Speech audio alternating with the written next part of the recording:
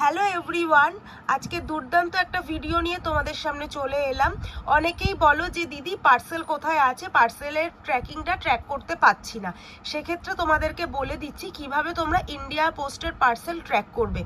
দেখে নাও, আমাদের parcel dispatch হওয়ার পরে তোমাদের এই রকম একটা ফরম্যাটের ছবি তোমাদের পাঠানো হয়, যেখানে উপরে নেম অ্যাড্রেসে তোমাদের অ্যাড্রেস থাকে আর এইখানে থাকে আমাদের অ্যাড্রেস।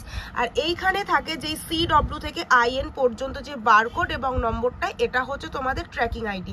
সো এবার কিভাবে ট্র্যাক করবে দেখে নাও। জাস্ট গুগলে যাবে, গিয়ে ইন্ডিয়া পোস্ট ট্র্যাকিং বলে সার্চ করবে। এই ফার্স্টেই যেটা আসবে ট্র্যাক কনসাইনমেন্ট, এটার মধ্যে ক্লিক করবে।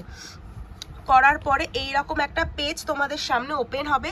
হওয়ার পর এন্টার কনসাইনমেন্ট নাম্বারে এখানে তোমরা এই যে নাম্বারটা আছে CW ball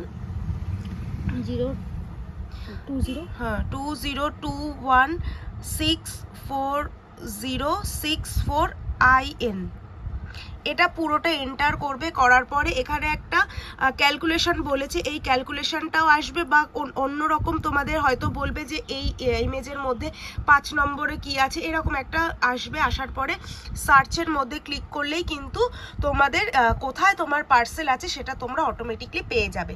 so thank you.